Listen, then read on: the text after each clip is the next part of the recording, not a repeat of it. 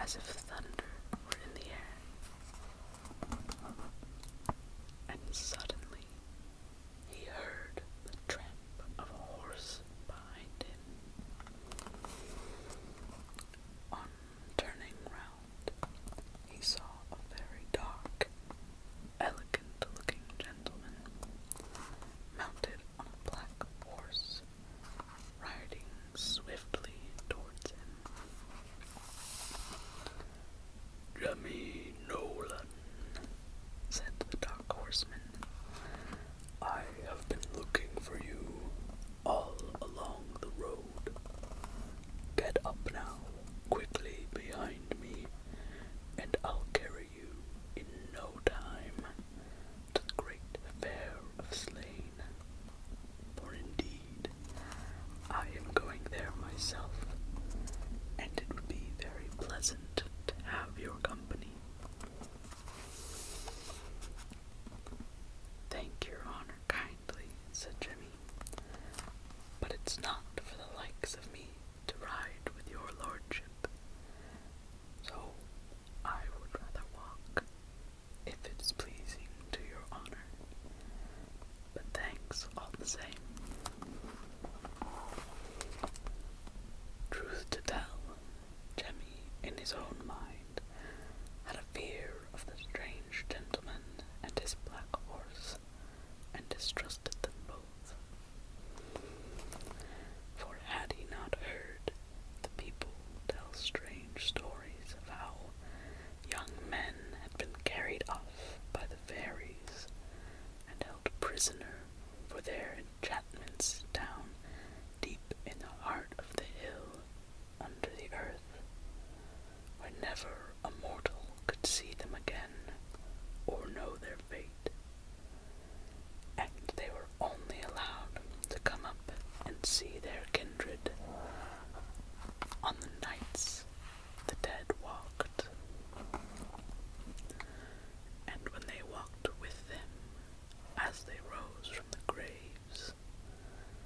So again he began to make his excuses, and meanwhile kept looking around for some path by which he could escape. "Come now," said the dark horseman, "this is all nonsense, Jemmy Nolan. You really must come with me." And with that, he stooped down and touched him lightly on the shoulder with his whip, and in an instant Jemmy found himself seated on the horse and galloping away like the wind with the dark horseman. And they never stopped nor stayed till they came to a great castle in the wood, where a whole set of servants in green and gold were waiting on the steps to receive them. And they were the smallest people Jemmy had ever seen in his life. But he made no remark, for they were very civil and crowded round to know what they could do for him.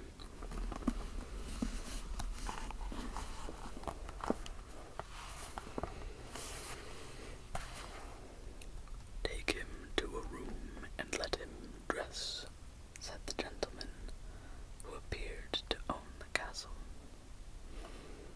And in the room Jemmy found a beautiful suit of velvet and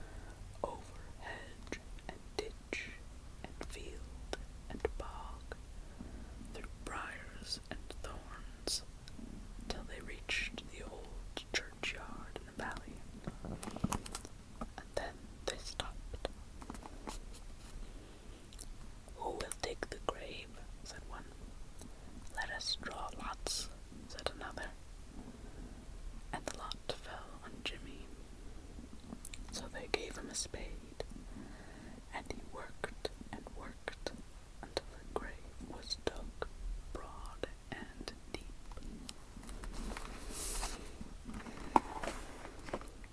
"This is not the right place at all for a grave," said the leader of the party when the grave was finished. "I'll have no one buried in this spot, for the bones of my father rest here." So they had to take up the coffin again and carry it on over field and bog till they reached another churchward, where Jemmy was obliged to dig a second grave. And when it was finished, the leader cried out, "Who shall we place in the coffin?" And another voice answered, "We need draw no lots. Lay Jemmy Nolan in the coffin." And the men seized hold of him and tried to cast him to the ground, but Jemmy was strong and powerful and fought them all. Still, they would not let go their hold, though he dealt them such blows as would have killed any other men. And at last he felt faint, for he had no weapon to fight with, and his strength was going.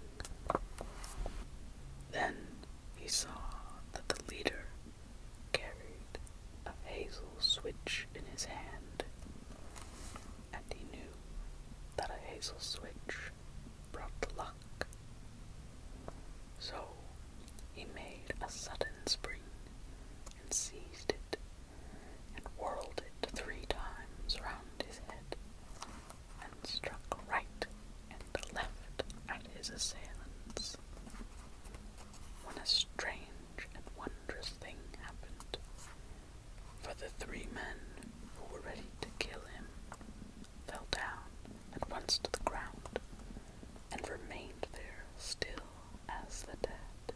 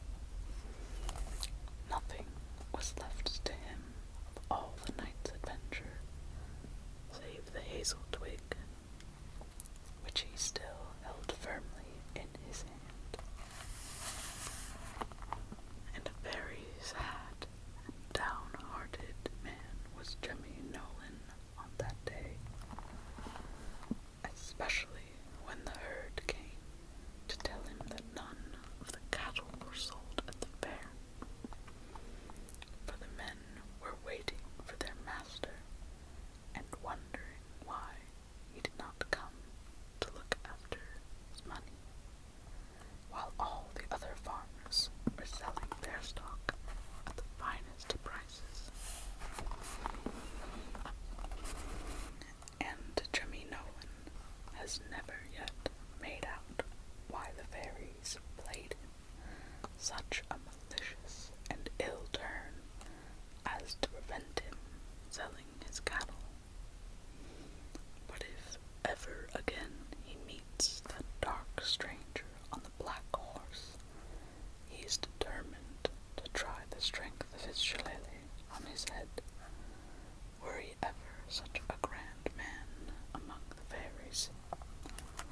Or at least he might have left him the velvet suit, and it was a shabby thing to take it away just when he couldn't help himself, and had fallen down in fair weakness and exhaustion after all the dancing and the wine he drank at supper, when the lovely ladies poured it out for him with their little hands covered in jewels.